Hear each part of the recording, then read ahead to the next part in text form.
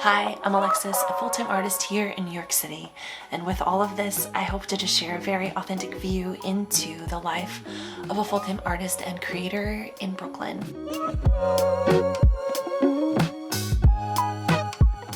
I have my art studio here in a third of our apartment. This little corner has served me very well. And today I just want to spend some time with you in my studio as I go through what an average day looks like for me. There's usually many pieces that I try to accomplish throughout the day, some admin work, some creative work, and today is no different. Today I need to do a pet portrait. I can't have a dog yet in our little space, but creating pets for y'all is like one of my most favorite things to do. If I can't have a dog, let me create them. And if I can get that accomplished, then I need to do some website updating and I need to get some posts for Instagram complete. So just kind of all over, some hand work, which is my favorite, and then some computer work. But I really miss coworkers, and working from home can get quite lonely. And I would love if you just spent some time with me. My biggest hope is that the space becomes a community where we share ideas and we have conversations. So don't be shy. I'm gonna go and make a pot of coffee and then I'm gonna get started. But I'm really glad that you're here. I'm just gonna put on some music. I go back and forth between music and podcasts and audiobooks. I'm not quite sure what I'm in the mood for today. I am in between audiobooks. If y'all have any recommendations for audiobooks, let me know. I listen to a little bit of everything, but I am not into rom-com. So if that's your I'm really sorry. Don't hold it against me. But I am really into mysteries, thrillers, horror, and also nonfiction. I'm like a huge nonfiction nerd. I'm gonna stop talking and I'm gonna go get that coffee going and we can get started.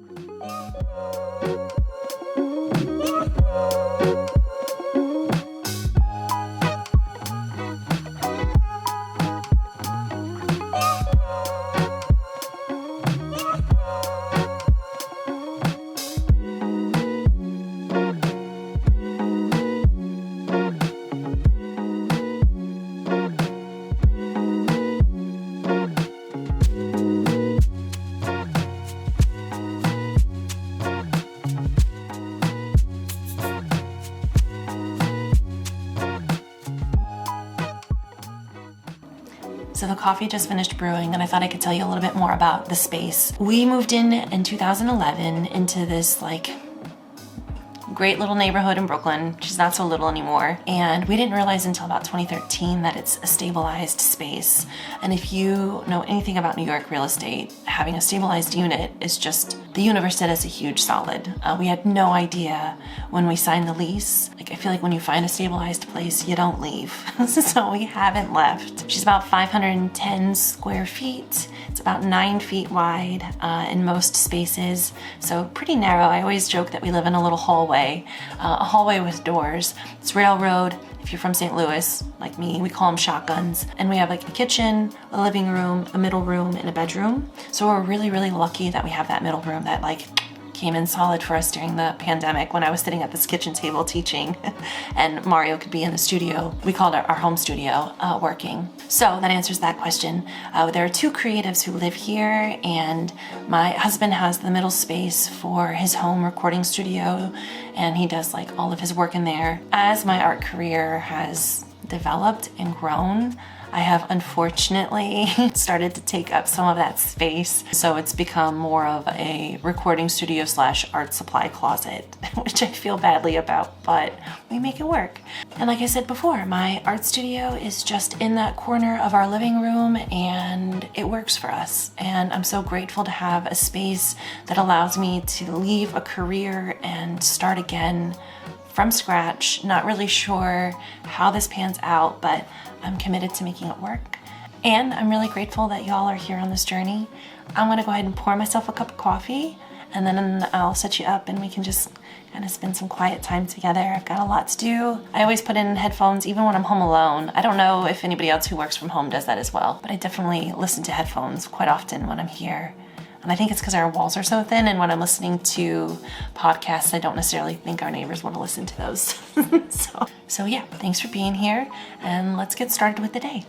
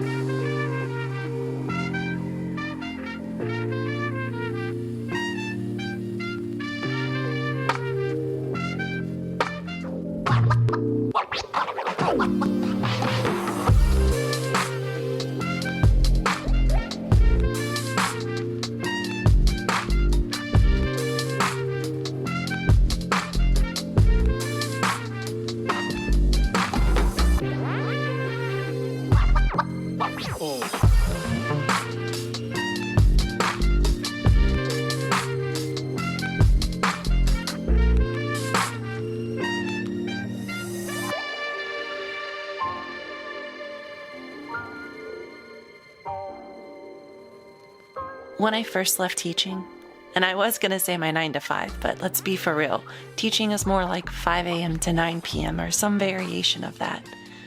Routine was one of the aspects of this new life that I found most challenging. I had taken the straight path from school to career, and my days were always structured around my responsibilities as they related to others. My life was spent supporting the needs of others. This transition was the first time in my life where my responsibilities were mine and to myself. I could structure my days however I wanted. I only had to ensure that client work was completed and deadlines met, but there was no alarm and no set structure.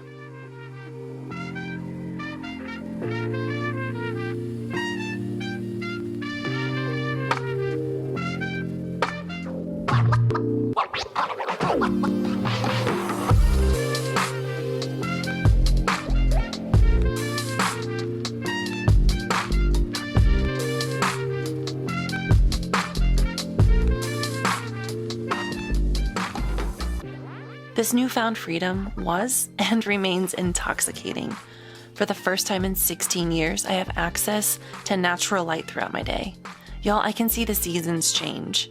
I can drink my coffee while it's hot. I have the time to leisurely eat 3 meals a day. No asking someone to watch my kids so I can go to the bathroom. No more working lunches or full-on skipped lunches. And no more rushed mornings. All in all, it truly is a dream.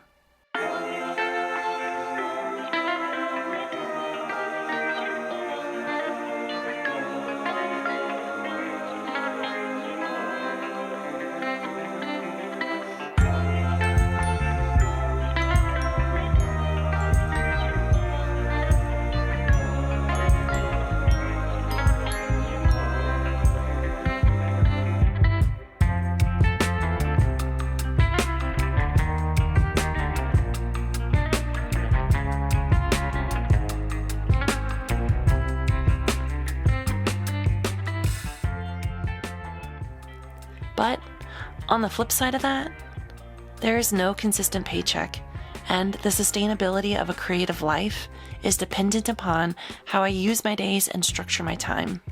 It's dependent upon my discipline and how I show up for myself. And what I have found is that I work most days, and I work long hours. I don't know if it's the work ethic ingrained in me from decades of teaching, ingrained capitalism, or the fear of not figuring out a way to make this work. Perhaps it's a bit of all of it, but allowing myself sufficient rest without guilt has been a challenge.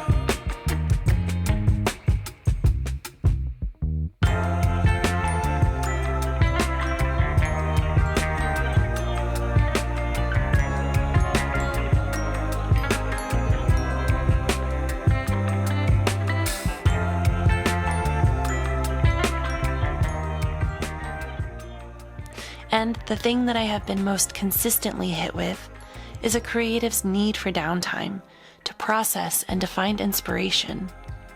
As a creative, we cannot be a machine. Hell, as a human, we cannot be a machine. It's not what we're meant for.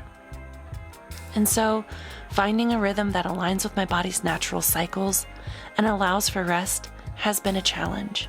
And maybe that will be something that I always grapple with as a self-employed person.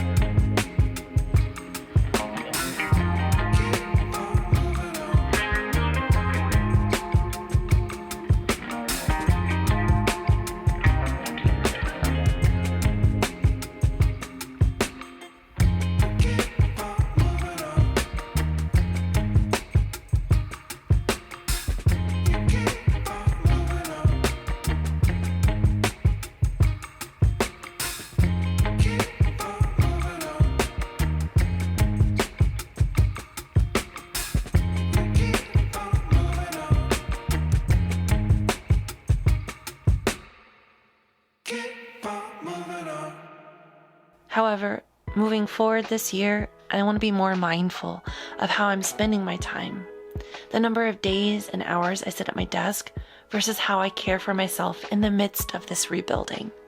I want to be more mindful of allowing time for healing and rest, as well as time for movement and community.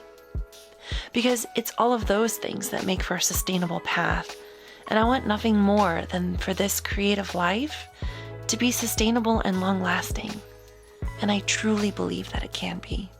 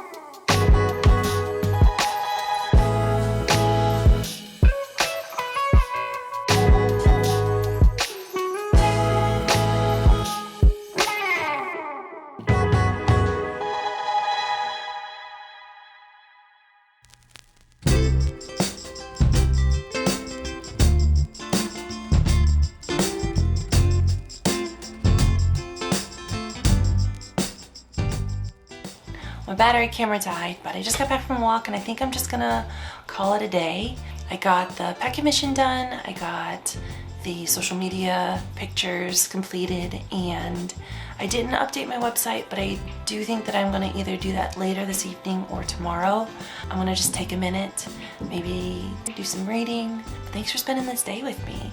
If this is content that you enjoy, let me know, because I'm just going for it and I'm just gonna put things out because I really do think that it is helpful to see the life of a full-time creative can look like. I know that when I first started out, it was something that I like sought out because it looks so different for everyone. If you want to see more studio days, if you just want to spend some time with me, let me know and I'll make sure to include more videos like this. But with that being said, if you enjoyed this video, be sure to like it so that YouTube knows to send it out to other people who might also enjoy it. And if you would like to receive notifications and be a part of this community that I am hoping to grow, be sure to subscribe so that you're notified when new videos are posted. But I just want to thank you for spending your time with me today, making it a little less lonely, and whatever time of day you've watched this, I hope it's been a kind one. Until next time.